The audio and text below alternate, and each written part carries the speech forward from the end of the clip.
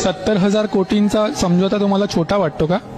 महाराष्ट्राच्या जनतेचा पैसा आहे आणि आम्हाला असं वाटत होतं की तुम्ही लोकांसाठी लढताय। अशोक चव्हाणांवरती तुम्ही ते आदर्शमधले आरोप झाले, त्यांना आता राज्यसभेची म्हणजे फडणवीसांचा ट्विट आठवतं जेव्हा काँग्रेसकडून अशोक चव्हाण यांची उमेदवारी जाहीर केली होती। काँग्रेस आज एक्सपोज झालंय कारण आदर्श घोटाळ्याचं। आता पण पुन्हा त्याच्यामध्ये तुमचा व्हाईट पेपर जे काढलं केंद्राकडून त्याच्यामध्ये त्याचा उल्लेख होता, नंतर लगेच ते इकडे आले, लगेच राज्यसभा दिली।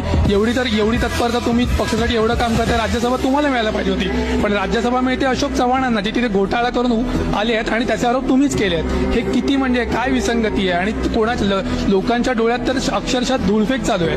म्हणजे हेच छगन भुजबळांचे अनेक बाकी शिवसेनेच्या पण अनेक नेत्यांवर तुम्हीच आरोप केले होते। तुम्ही म्हणताय की तेव्हा होते त्यांच्याकडे कचरा होता, पण ते आरोप तुम्हीच केले। प्रताप सरनाईक यांच्याकडे केलेत, भावना गवळींवरती केलेत, त्यांच्या संस्थेवर ईडीच्या धाडी पडल्या। आता आम्ही 2 वर्षापासून